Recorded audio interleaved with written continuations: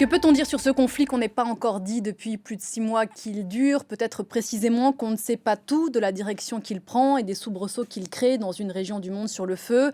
6 mois, bientôt 7, d'une guerre meurtrière sur un territoire plus petit que la ville de Madrid. Gaza détruite au nord et sous pression militaire constante israélienne au sud.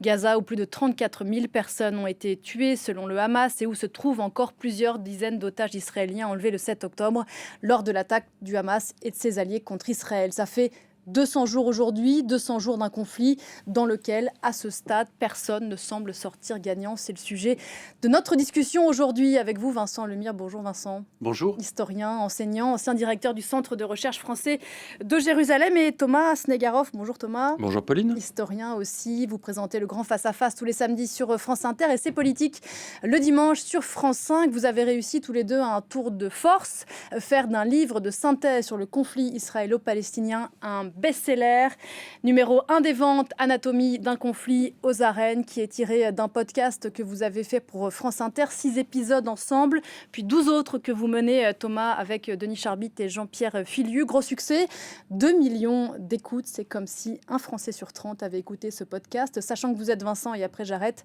l'auteur d'un autre best-seller, Histoire de Jérusalem aux arènes, sorti il y a plus d'1 an et demi et que l'actualité a remis au goût du jour. Ce que ça dit d'abord, si on essaie de commencer sa discussion par une pensée positive, c'est que les Français ont envie et ont besoin de comprendre ce Proche-Orient sur le feu. Oui, nous on n'était pas sur la bande dessinée en particulier. Je ne pensais pas qu'elle allait connaître un tel succès, mais je crois que le niveau d'angoisse est tel. C'est un moment hyper anxiogène et les gens ont besoin de comprendre. Et ils ont besoin aussi de retrouver un peu d'oxygène, un peu de perspective. Et donc forcément, le recours à l'histoire, en fait, alors ça n'arrange pas le présent, mais d'abord, ça permet de l'expliquer, de mieux le comprendre. Et ça, c'est juste psychiquement, pour les gens qui nous regardent, je pense que c'est déjà super important. Donc ça, je pense que ça joue à la fois pour l'histoire de Jérusalem en bande dessinée et pour Anatomie d'un conflit. Thomas ? Oui, c'est rien à ajouter à ce que vient de dire Vincent, si ce n'est que, en effet, c'est plutôt rassurant. Vous avez dit c'est quelque chose de plutôt réjouissant et c'est rassurant, surtout dans une période. Alors, je ne sais pas si à France 24 vous en êtes vous aussi les victimes, mais d'une fatigue informationnelle très lourde. On voit dans toutes les études, dans toutes les enquêtes, Reuters a fait une grande enquête sur le sujet, à France Télé on s'interroge aussi beaucoup sur le sujet, on voit que les gens se détournent d'une actualité trop anxiogène à un moment donné, surtout quand le printemps arrive, etc. Et ça ne veut pas dire que les gens ne veulent pas comprendre, c'est juste que quand ça devient trop dur en fait, on préfère se détourner le regard. Alors nous, notre pari, ça a été plutôt, et c'est une des réponses d'ailleurs à la fatigue informationnelle, soit c'est on coupe, on va regarder des divertissements, on va s'amuser, soit on essaie d'aller plus loin et de comprendre, l'enjeu étant le même finalement, c'est de se protéger, parce que je pense qu'en ayant plus de connaissances, on se protège des passions tristes, des passions anxiogènes et des camps trop tranchés, parce que ça raconte ça aussi. Je pense que franchement, les gens qui vont écouter le podcast, qui achètent la BD, qui achètent le livre, qui écoutent ce que vous faites tous les jours ici, c'est aussi des gens qui veulent sortir d'une forme de manichéisme parfois, qui veulent essayer de comprendre les racines des choses qui peuvent aujourd'hui nous perturber et nous faire peur. Ouais, ce que ça dit, c'est que si on ne retrace pas l'histoire de ce conflit en remontant, vous le faites notamment à la fin du 19e, on ne peut pas comprendre ce qu'il se passe aujourd'hui, on ne peut pas en décrypter les mots. Un des premiers épisodes que vous avez fait, c'est sur le sionisme, et c'est très intéressant de remonter aux racines du sionisme. Ouais, aux racines des sionismes. C'est ce qu'on essaye de faire. Dès le 10 octobre, j'écrivais, on est sans doute dans le 5e acte de la tragédie israélo-palestinienne. Je crois que c'est notre rôle d'historien de scander, en fait, de dire quand on est passé à autre chose. On est clairement dans une séquence qui est complètement inédite et sans précédent, à tout point de vue. L'autre jour, j'essayais de caler ce qui se passe. La première intifada, 5 ans d'affrontement, entre 1987 et 1992, c'est 1000 morts palestiniens. 1000. La deuxième intifada, 3000 morts palestiniens, en 5 ans, donc 60 mois.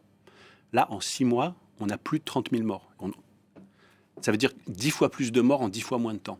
Ce qui arrive est totalement sans précédent. Mais pour que, effectivement, les gens qui ne sont pas des spécialistes, je veux dire, qui vont au travail, qui nous écoutent dans leur voiture ou quoi, pour qu'ils arrivent à comprendre ce qui se passe, il faut recaler ça dans le temps et il faut remonter aux racines du conflit, pas pour être plus cultivé ou pour juste comprendre le présent, quoi. Comprendre le présent, comprendre aussi que, par exemple, quand on parle du fait qu'aujourd'hui c'est un conflit qui s'est confessionnalisé avec un islam de plus en plus radical d'un côté, des suprémacistes juifs, en fait, ça a aussi des racines anciennes. C'est pas, voilà, tout ça, ça permet de comprendre l'actualité, en fait.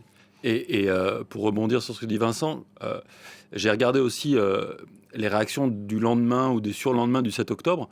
Et en fait, les acteurs même de ce conflit qui est en train de renaître ont des références historiques. C'est-à-dire que le Hamas et le Fatah évoquent une nouvelle Nakba immédiatement. Franchement, quand on est un citoyen même éclairé, on ne sait pas de quoi on parle, alors qu'eux, ils savent très bien de quoi ils parlent. Et les citoyens et les Palestiniens savent très bien de quoi ils parlent. Et les Israéliens savent très bien de quoi ils parlent. Et Netanyahou dit c'est le plus grand massacre depuis l'Holocauste, référence au pogrom. Et on commence à entendre des mots antisionisme, on commence à entendre dans les rues, on va parler des facs, je crois tout à l'heure, dans les facs, des jeunes qui hurlent, de la mer jusqu'au Jourdain, de quoi on parle en fait, de quoi on parle. Et nous, notre travail, enfin, pour le coup, Vincent, moi j'ai une image, Vincent c'est un médecin spécialiste, moi je suis un médecin généraliste. Il est historien spécialiste du sujet, moi je suis un historien généraliste, et c'est notre différence aussi qui fait que moi je lui demande parfois, parce qu'il est tellement spécialiste, que parfois lui-même il sait plus trop ce que les gens ne peuvent pas savoir, et donc c'est à moi de lui dire mais qu'est-ce que ça veut dire. Et donc ce que je veux dire par là, c'est que dès le début, eux-mêmes, les acteurs, nous donnent des éléments pour nous dire regardez l'histoire, parce que nous, tout ce qu'on fait, c'est en pensant à l'histoire. On ne peut pas comprendre, on ne peut pas décrypter les mots. Je reviens à sionisme, mais c'est un mot hyper intéressant parce que c'est un mot valise aujourd'hui utilisé dans à peu près tous les camps. D'aucuns disent que c'est un antisémitisme, d'autres que pas du tout. Donc il est important de redire ce que ça veut dire. On ne peut pas comprendre les mots, on ne peut pas lire les images, on ne peut pas comprendre les acteurs qui font référence au passé, mais qui sont eux-mêmes parfois des résurgences d'un autre passé. Vous évoquiez Benyamin Netanyahou, c'est hyper intéressant parce que si on ne sait pas que son propre frère à lui est mort alors dans une opération militaire israélienne pour libérer des otages, c'était en Ouganda au début des années 70, il y a peut-être quelque chose de son logiciel à lui qu'on ne peut pas comprendre. Ouais, que c'est un trauma, le trauma de son frère, que son propre père, Benzion Netanyahou, était le secrétaire particulier d'un certain Vladimir Jabotinsky, père fondateur de ce qu'on appelle le sionisme révisionniste. C'est lui le frère de Benyamin Netanyahou. Voilà, ça c'est le père. Et le père de Netanyahou, donc secrétaire de Jabotinsky, sioniste révisionniste, en fait l'idéologue qui fonde l'extrême droite israélienne aujourd'hui. Donc voilà, encore une fois, Netanyahou, il vient pas de nulle part. Il vient aussi des États-Unis. Il a tout de suite misé sur les évangélistes qui s'appellent les évangélistes chrétiens américains, qui s'appellent eux-mêmes des ultrasionistes. Et Netanyahou, il a très très vite fait une croix sur la communauté juive américaine, beaucoup trop libérale, beaucoup trop démocrate à son goût, pas assez pro-sioniste et pro-israélienne. Et dès le début, quand Netanyahou était en poste aux États-Unis, il a misé sur ces évangélistes américains qui sont, pour justement tout de suite poser les choses, qui sont pour certains d'entre eux d'authentiques antisémites. Il suffit de lire leurs textes, comment ils parlent du destin des Juifs à la fin des temps, etc., mais qui soutiennent Israël. Donc tout ça permet d'apporter de la complexité à nos débats un peu franco-français, parfois très, très, voilà, et très politisés, disons-le. Et je crois que c'est ça qui a fonctionné dans le dialogue. Peut-être faut raconter comment ça s'est passé. Thomas m'a appelé quelques jours après le 7 octobre. Moi, j'étais évidemment bouleversé, enfin comme tout le monde, et puis sous pression, pour le coup, des demandes de médias et de journalistes auxquels j'essayais de répondre. Et moi, j'ai freiné sur le moment, Thomas. Je t'ai dit, mais non, mais on a besoin de préparer, on a besoin de temps, il faut qu'on cale. Et Thomas m'a dit, non, on va le faire à chaud. Et on a enregistré tout ça en une journée, en fait. Et effectivement, Thomas me relance à chaque fois que moi, je dis des choses que je crois être évidentes. Et lui me dit, mais voilà, arrête-toi là, etc. Et ça fonctionne, je trouve que ça fonctionne bien. C'est ça qui a plu dans ce podcast, c'est qu'en fait, il est fait, c'est pratiquement comme une conversation à bâton rompu, quoi. Podcast qui est un livre, on le disait aujourd'hui. Pour rebondir sur ce que disait Vincent, Thomas, à l'instant, est-ce que remettre du contexte, réinsérer dans le cours de l'histoire, c'est permettre aussi de dépolitiser? Et ça explique aussi, vous le disiez, que vous avez eu des retours, et c'est très rare, et je suis bien placée pour le savoir, d'avoir des retours qui vous accordent une forme de, je ne sais pas quel est le bon mot, de neutralité, d'objectivité. Ouais. Alors, je sais pas si dépolitiser le bon mot, dépassionner en tout cas. Ouais. On a dépassionné au maximum, parce que quand Vincent dit le sionisme n'est pas l'apanage des juifs, d'un coup on dit tiens, ah bon et que l'antisionisme n'est pas forcément un antisémitisme, enfin raconter tout ça, que d'abord c'est les sionismes. En fait, dès qu'on commence à ouvrir un peu le capot, on se dit oh là, c'est plus compliqué que ça. C'est comme un type qui adore les bagnoles qui vont vite, on dit regarde comment ça marche. Ah, c'est plus compliqué. Et je me rends compte que toutes les choses sont liées les unes aux autres. Si on revient sur Netanyahou 2 secondes, ce que Vincent aussi raconte pendant la conversation et donc dans le livre, c'est qu'il arrive au pouvoir en 96 pour la première fois. En 96, imaginez, ça commence à faire un bail. Et avec un discours qui est « faut tuer les accords d'Oslo ». Donc en fait, on dit toujours oui, Netanyahou a changé. Bien sûr, il a évolué, mais il y a quand même des éléments, quand on revient aux origines, il y a des choses qui sont déjà en place. Là, on est quasiment aux 20 ans du démantèlement des colonies juives israéliennes de Gaza. Ouais. Ça fait à peu près 20 ans. C'est intéressant aussi de revenir à ce moment-là, ce que ça a engendré dans la société israélienne. C'est d'ailleurs moins avec Vincent que j'en parle qu'avec Denis Charbit sur un autre podcast, ce que ça a pu susciter comme tension et comme angoisse chez les Israéliens, comme ensuite mouvement de population vers la Cisjordanie. Il y a des tas de choses en fait. Pour demain, pour l'avenir des colonies de Cisjordanie. Comment on sait qu'il y a pourquoi il y a autant de colons en Cisjordanie? Si on fait pas d'histoire, on comprend rien en fait. Et pourquoi ces gens-là ne disent même pas Cisjordanie souvent, ils disent Judée-Samarie? Pourquoi ce mot? Et qu'est-ce que ça veut dire? Et pourquoi c'est si difficile pour eux d'imaginer s'en aller? Je voudrais comprendre la direction de Jérusalem à présent. On évoquait Benyamin Netanyahou. Devant son logement, hier soir, se sont rassemblés des manifestants à l'heure du traditionnel repas du début de la Pâque juive. Ils ont mis le feu, j'espère qu'on va voir l'image, à une table devant chez lui pour symboliser l'absence des 129 personnes enlevées le 7 octobre, des otages donc, dont on est pour l'instant sans nouvelles. Voilà pour cette image. Il y a eu aussi bien sûr cette table avec ses chaises vides pour symboliser encore une fois l'absence de ces otages, qui restera sans doute à ce jour en tout cas l'une des grandes tâches de ce mandat de Benyamin Netanyahou. On vous retrouve à Jérusalem, Claire Duhamel, vous êtes notre correspondante sur place. Avant d'évoquer les otages, ça fait 200 jours, Claire, que vous êtes sur le pont, que vous suivez au quotidien ce conflit qui s'est rouvert le 7 octobre dernier entre Israël et le Hamas à Gaza. Je voudrais que, si vous voulez bien, nous raconter de votre point de vue quels ont été les moments importants de ces 200 derniers jours. Bonjour Pauline. Alors bien sûr, ça serait impossible d'être exhaustive, mais je retiens quand même plusieurs dates. D'abord le jour 1, le 7 octobre 2023, le jour où le Hamas lance cet assaut sans précédent sur le sud d'Israël. La suite, on la connaît. 1170 morts, une immense majorité de civils, 240 Israéliens faits captifs. Il en reste aujourd'hui 129 dans la bande de Gaza. Depuis tous les jours, l'armée israélienne bombarde massivement l'enclave palestinienne. Le jour 21-27 octobre, c'est le début de l'invasion terrestre de la bande de Gaza. Israël a depuis pris toutes les villes palestiniennes à l'exception de Rafah où s'entassent les civils déplacés. Jour 49, 24 novembre, c'est le début d'une trêve de 7 jours. La libération de 110 otages contre 210 prisonniers palestiniens. Depuis, pas de seconde trêve, malgré d'âpres négociations au Qatar et puis en Égypte. 26 janvier, jour 112, la Cour internationale de justice ordonne à Israël d'empêcher tout éventuel acte génocidaire.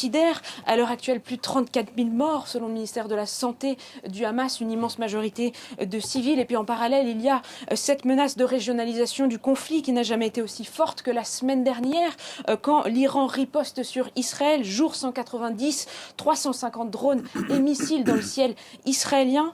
Et puis enfin, pour nous, les journalistes, c'est aussi 200 jours sans pouvoir entrer indépendamment dans la bande de Gaza. Moi, j'ai eu la chance d'avoir été à Gaza jusqu'à la veille du conflit et bien, je peux vous dire que le Gaza que j'ai vu le 6 octobre 2023 n'existe plus.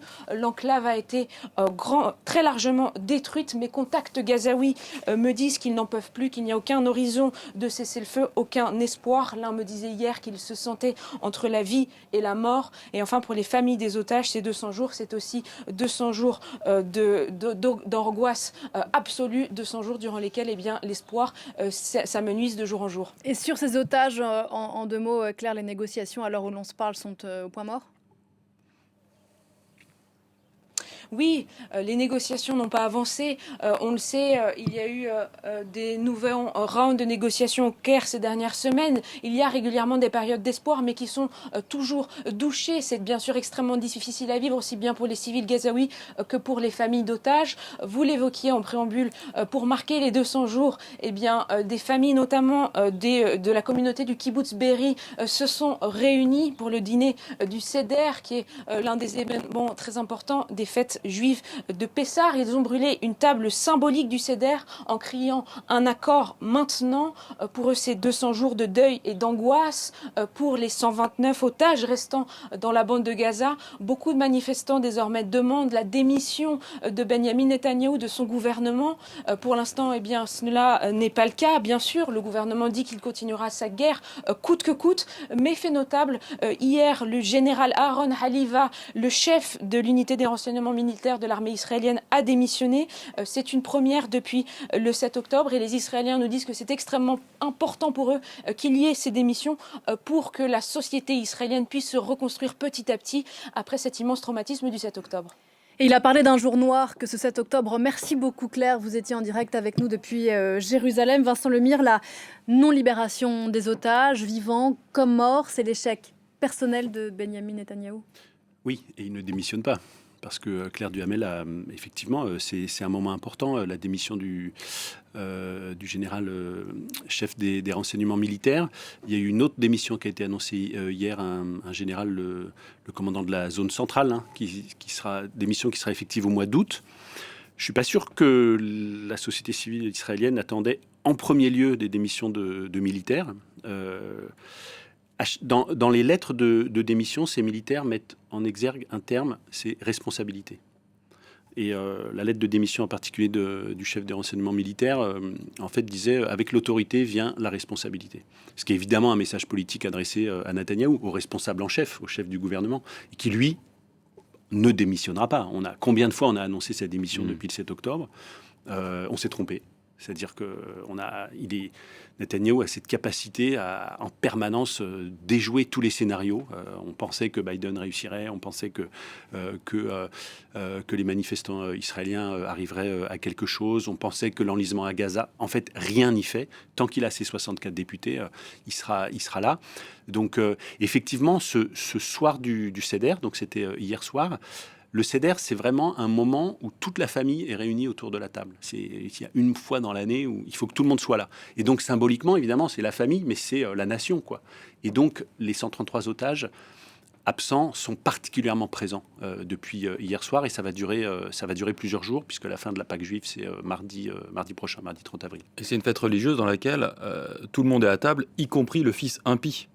Et si je dis ça, c'est parce que dans la société israélienne, notamment chez les plus religieux, il y a cette petite musique de dire les gars qui font la fête un soir de Shabbat, le 7 octobre, un soir de Shabbat, qui écoutent de la musique très fort, souvent d'ailleurs pro-palestiniens, à quelques centaines de mètres de la bande de Gaza, c'est pas des bons juifs. Et ce que dit la société israélienne aujourd'hui, c'est de dire on fait tous nation, on fait tous partie de cette même culture, et y compris le fils impie, fait partie de notre mentalité, de notre culture. Et puis, la question des otages, elle est fondamentale. On en a parlé, y compris d'ailleurs sur un plateau de télé ensemble avec Vincent. Il y a quelque chose de très puissant dans la culture juive, d'aller chercher l'otage, y compris mort. Et là, pour beaucoup d'Israéliens, c'est incompréhensible de ne même pas accepter l'idée d'un échange. Gilad Shalit, c'était combien de... 1000 pour un. 1000 prisonniers palestiniens pour un otage. Ça pose la question de sur quoi peut reposer le pacte social à présent entre Benyamin Netanyahou et les Israéliens, sachant que sa promesse du sanctuaire a volé en éclats non seulement le 7 octobre dernier, mais aussi à nouveau récemment avec l'attaque iranienne sur Israël. Elle ne tient plus, cette promesse-là, et c'était un peu tout ce qu'il avait à offrir. Oui, on dit toujours c'est Monsieur Sécurité, Netanyahou. C'est évidemment un mensonge, c'est de la fausse monnaie. Ça fait très longtemps que je dis, et bien avant le 7 octobre, que l'extrême droite israélienne, en fait, a balancé par-dessus bord l'exigence première de la société israélienne, qui est l'exigence de sécurité. Et là encore, il faut faire un retour à l'histoire. Théodore Herzl, fondateur du sionisme, son obsession, c'est mettre en sécurité les juifs de diaspora menacés par l'antisémitisme. C'est ça le cœur du projet sioniste. Et c'est pour ça d'ailleurs que, dans les premiers temps, il y a même des possibilités que ce ne soit pas en Palestine. Le plus important, c'est que les Juifs soient en sécurité. C'est le cœur, c'est la colonne vertébrale, c'est la raison d'être en fait de cet État. Donc une atteinte à la sécurité, c'est pas si ça arrive en France ou si ça arrive en Russie ou si ça arrive aux États-Unis, c'est pas la colonne vertébrale de l'État et du vivre ensemble qui est atteinte. Là, effectivement, c'est la société israélienne dans son cœur. Et pourquoi est-ce que je dis que Netanyahou et ses alliés d'extrême droite ont balancé cette exigence de sécurité par-dessus bord? Parce que leur agenda, et c'est en partie ce qu'a expliqué d'ailleurs le 7 octobre, pratiquement, leur agenda, c'est la colonisation, puis l'annexion de la Cisjordanie. Et c'est pour ça qu'il y avait tellement de soldats en Cisjordanie, et c'est pour ça que tous les moyens étaient mis de ce côté-là. En réalité, ils sont dans un agenda messianique de restauration d'un espèce de royaume d'Israël biblique complètement fantasmé, en particulier pour Smotrich et pour Ben Gvir, pour les ministres d'extrême droite de Netanyahou. Et en fait, l'exigence de sécurité, elle a été abandonnée. Et c'est ça que les Israéliens disent aujourd'hui. Et puis il y a une autre promesse qui a été faite le 7 octobre. Tout de suite, ça a été je vous promets deux choses. Un, on va ramener tous les gars à la maison. Il y a encore, vous le disiez, 133, j'avais 129, mais disons... On ne sait pas, on sait pas exactement, une grosse centaine d'otages encore à Gaza. Et puis la promesse de détruire le Hamas, dont on a douté instantanément du sens qu'elle avait. Ces deux promesses-là ne sont pas tenues. Non, et encore une fois, le rappel à l'histoire est intéressant parce que le Hamas n'est pas une construction de Netanyahou et de l'extrême droite israélienne, mais a été largement nourri, fantasmé, enfin vraiment armé, financé, renforcé, parce que, encore une fois, les génies de l'extrême droite israélienne considéraient que diviser la cause palestinienne en deux, c'était l'affaiblir. Et c'est encore une fois, quand Vincent dit que ces gens-là ont mis en danger Israël, ça en est une expression, c'est-à-dire qu'ils pensent être plus intelligents que tout le monde, plus forts, plus malins, plus stratège, et ça s'est retourné complètement contre eux. Et c'est là que c'est hallucinant. Et on commence à voir d'ailleurs des rapports sur l'absence de prise en compte du renseignement humain avant le 7 octobre, mais c'est hallucinant. Et d'ailleurs, c'est intéressant parce que souvent, ça traduit d'ailleurs en plus un rejet de la parole féminine, parce que souvent, c'est des femmes qui étaient là pour vérifier les mouvements des populations gazaouis le long de la frontière, et elles ont alerté en disant il y a des trucs bizarres, c'est pas des travailleurs qu'on voit depuis quelques jours, il y a des gens qui sont là avec des escabeaux, ils prennent des mesures, que font ces gens-là? Et personne les a écoutés. Ça me rappelle vraiment avant le 11 septembre 2001, quand les Américains pensaient être en sécurité et que le renseignement humain n'avait plus lieu d'être par rapport au renseignement scientifique, de l'intelligence, le numérique, etc. Il y a un moment donné où l'humain revient. Et alors là, ça leur revient en pleine face, et c'est quand même assez vertigineux. Et on a déjà eu cette discussion, Vincent Lemire, je crois, vous et moi, il y a quelques semaines, 200 jours de guerre, une bande de Gaza dont on rappelle qu'elle est grande comme une capitale européenne encore, détruite au nord, sous pression militaire au sud, 34 000 morts selon les bilans du Hamas. On reviendra dans un instant sur justement les bilans du Hamas et ce qu'on en dit depuis le début du conflit. Quel but de guerre atteint? Gaza, il faut toujours... aussi revenir à l'histoire. 80% des habitants de Gaza, des 2,5 millions d'habitants de Gaza, sont des réfugiés ou des descendants de réfugiés, qui viennent de toute la Palestine. Et donc, déjà, quand on dit Gazaoui, c'est déjà un abus de langage. Et là encore, le recours à l'histoire est important. C'est soit des réfugiés de 1948, soit de 1967. Ils viennent de toute la Palestine et ils se projettent dans la... il faut dire aussi, encore une fois, on est obligé de donner quelques chiffres. Rafah, donc à l'extrême sud de la bande de Gaza, près de la frontière égyptienne, c'était déjà une ville extrêmement dense. Moi, j'étais à Gaza, dans la bande de Gaza, au mois de juin dernier, pour un colloque itinérant qu'on avait organisé entre Gaza, Ramallah, Jérusalem-Ouest. Rafah, c'est 275 000 habitants en temps normal, et c'est une ville hyper dense. Aujourd'hui, 1,5 million d'habitants à Rafah. Or, les frappes ont démarré. Est-ce qu'on peut imaginer ce que c'est que des bombardements dans un milieu aussi dense? On l'a vu hier, une frappe, 22 morts, 18 enfants, une femme enceinte. Voilà le genre de ratio qu'on va avoir, qui est bien pire que ce qu'on a vécu depuis le 27 octobre. Donc, voilà, 34 000 morts, et c'est sans doute plus. Moi, là-dessus, j'ai aucun... On l'a vu, là, il y a un charnier qu'on est en train de découvrir autour d'un hôpital dans la zone nord. 200 corps, et ce sera sans doute encore plus quand les frontières vont s'ouvrir, quand les journalistes vont pouvoir rentrer, quand Claire Duhamel pourra retourner à Gaza. On va découvrir que c'est beaucoup plus. Mais même, je prends encore une fois ce chiffre, j'ai déjà dit donc 34 000 morts en 6 mois, alors que la deuxième intifada, c'était 3 000 morts en 5 ans, et sur tout le territoire palestinien.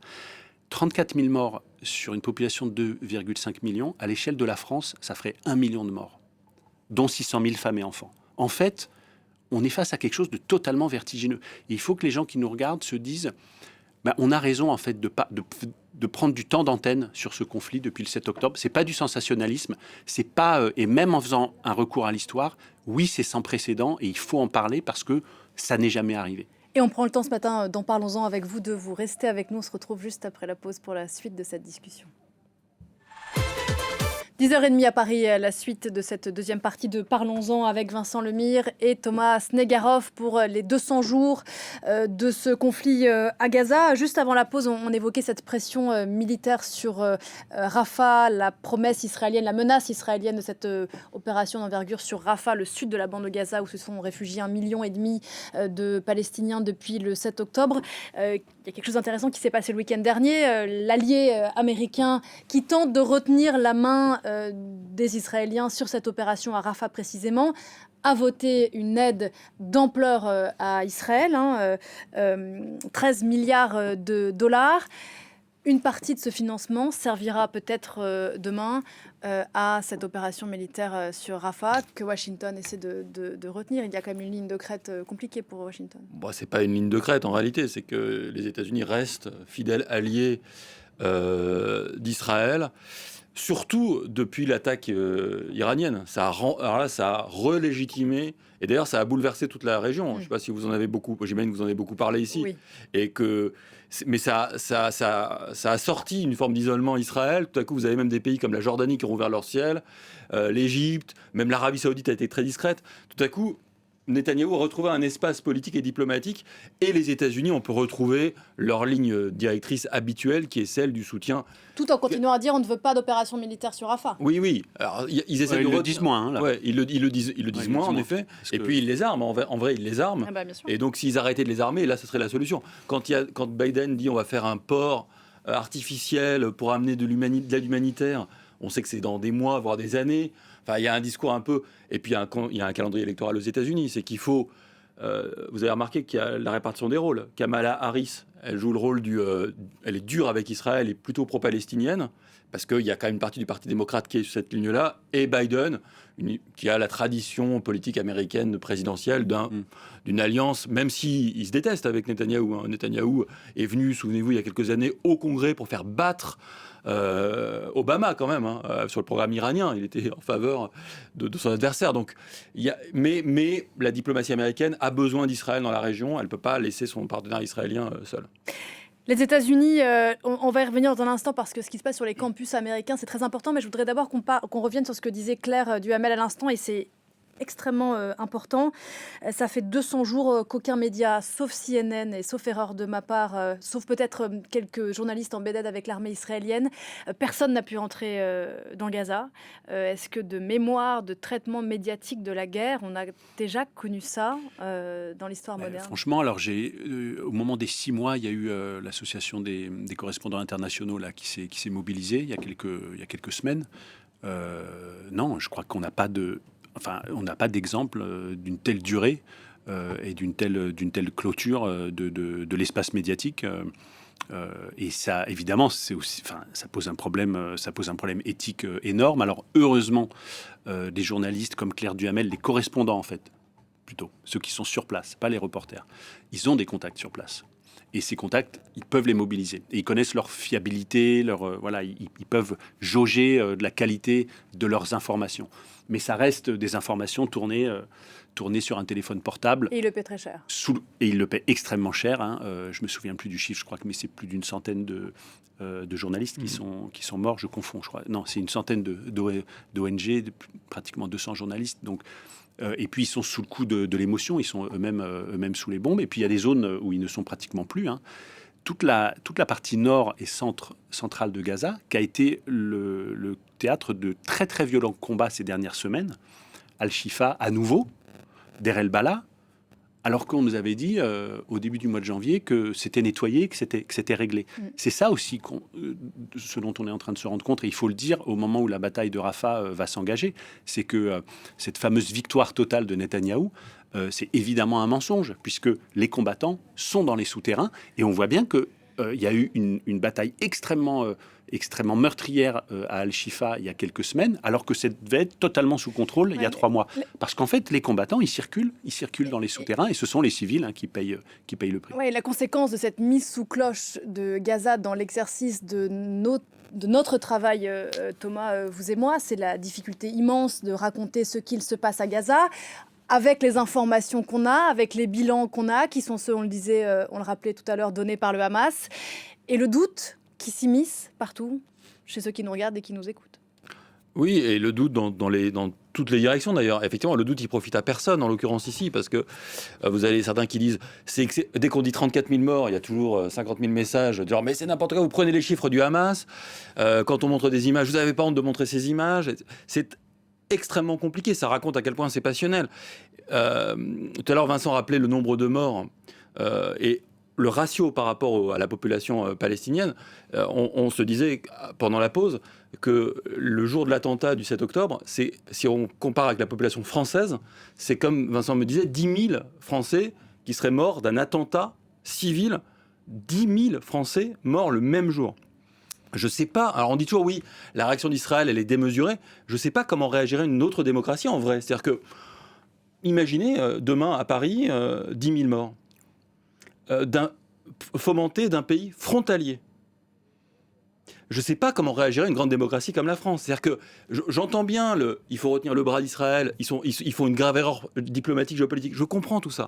Mais je me souviens aussi, la réponse des États-Unis après le 11 septembre 2001, c'est entre 100 000 et 1 million de morts en Irak. Ouais, mais on se rappelle de Joe Biden précisément qui avait dit quelques jours après, ne faites pas la même erreur que nous. Ne faites pas la même erreur que nous, mais on comprend le mécanisme de l'erreur. Après, qu'elle soit instrumentalisée, qu'elle soit justifiée, etc. Et je me souviens qu'il y a très longtemps, dans Haaretz, j'avais lu un analyste qui disait, après la Seconde Guerre mondiale, il y avait 2 types de population en Israël, 2 types de juifs.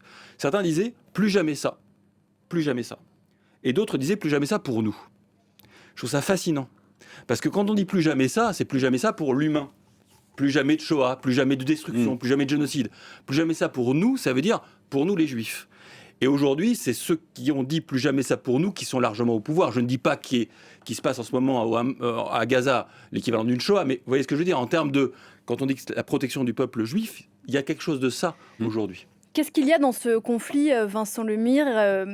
Qu'est-ce que ce conflit dit de nos sociétés qui expliquerait, vous avez utilisé le mot passionnel, Thomas, qui suscite de telles réactions, un débat public quasi impossible. Je ne parle pas des meetings politiques qui ont leur lot de polémiques et X buzz, mais qu'est-ce qui explique une radicalisation des opinions si forte ? Là aussi, avec des gens qui parfois, pardon, je vous interromps, qui n'ont parfois rien à voir d'un point de vue personnel, politique, affectif avec cette région du monde. Alors bien sûr, alors voilà, des gens qui n'ont rien. Alors d'abord dire que quand même en France, on a la plus grosse communauté juive d'Europe et la plus grosse communauté juive du monde après Israël et les États-Unis. Israël, les États-Unis, la France. Et ensuite, ça tombe à très très peu. Et puis, la plus grosse communauté musulmane d'Europe. Donc ça, on peut dire que c'est plutôt ceux qui peuvent avoir des liens affectifs, passionnels, même de famille parfois, avec la situation sur place. D'ailleurs, je te coupe, juste, mais des musulmans, on peut dire que ça n'a rien à voir. Sauf que on sait que... Je recevais Majid Cherfi en plateau, le chanteur de Zebda, et il me disait, moi je suis d'origine, je crois, algérienne, et il me disait, mais...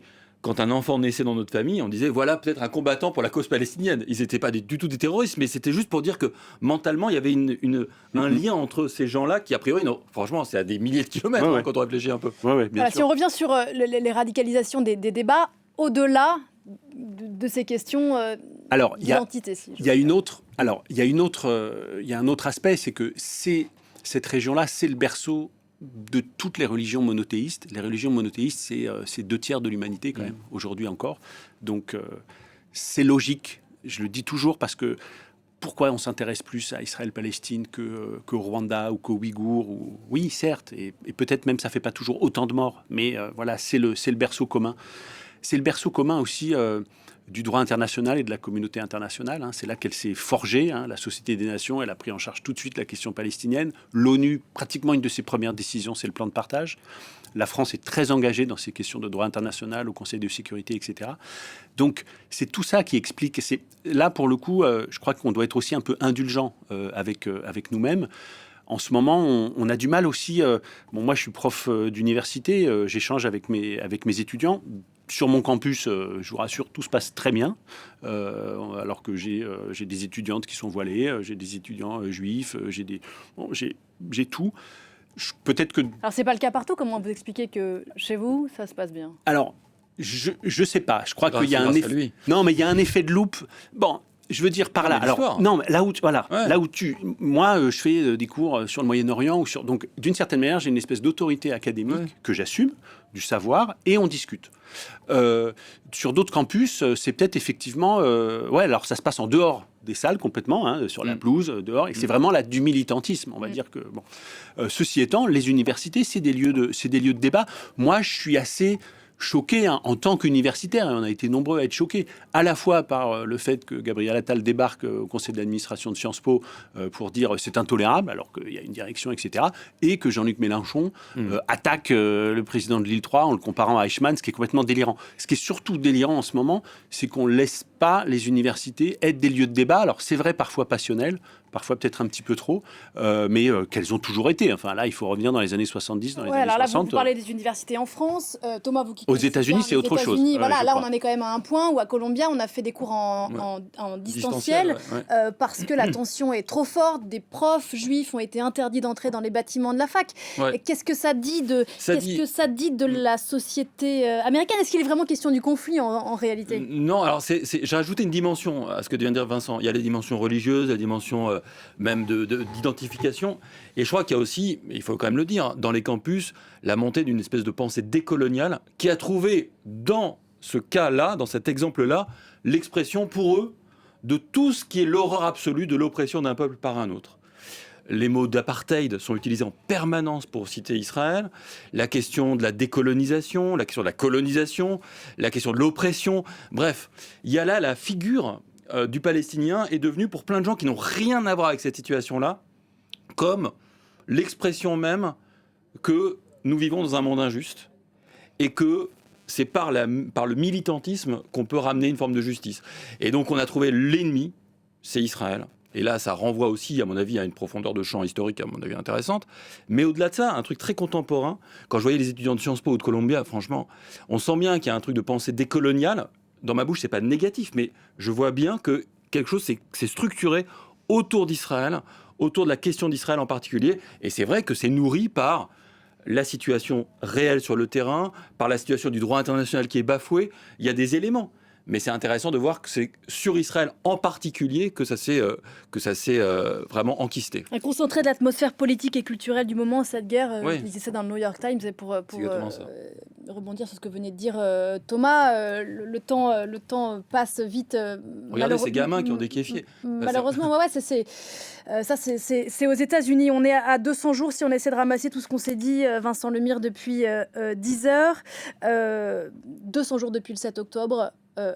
Aucune perspective de sortie de conflit, y compris la bataille sur Rafah, brandie comme une menace par le gouvernement Netanyahou, n'est pas présentée comme le combat ultime.